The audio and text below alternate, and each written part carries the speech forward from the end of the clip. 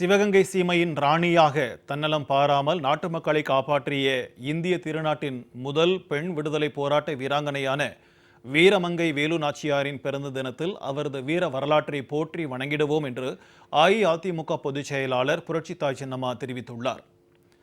அஇஅதிமுக பொதுச் செயலாளர் புரட்சித்தாய் சின்னம்மா எக்ஸ் சமூக வலைதளத்தில் வெளியிட்டுள்ள பதிவில்,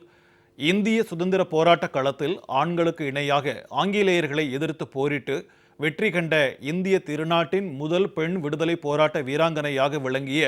வீரமங்கை வேலு நாச்சியாரின் பிறந்த தினத்தில் அவர்தம் வீர வரலாற்றை போற்றி வணங்கிடுவோம் என்று தெரிவித்துள்ளார். பகைவர்களுக்கு சிம்ம சொப்பனமாக பெண்ணினத்தின் பெருமையாக விளங்கிய வீரமங்கை வேலு நாச்சியார் ஜாதி மத வேறுபாடுகள் இன்றி அனைவரையும் சமமாக மதித்து அரவணைத்து தன் மக்களை காப்பாற்ற வேண்டும் என்ற ஒற்றை நோக்கத்தோடு தனது இறுதி மூச்சு வரை போராடிய பெண் சிங்கம் ஆவார் என்று புரட்சித்தாய் சின்னம்மா புகழாரம் சூட்டியுள்ளார். அதே சமயம் கொல்லங்குடியைச் சேர்ந்த தமிழ் பெண் வேட்டுடையாளின் தியாகத்தையும்,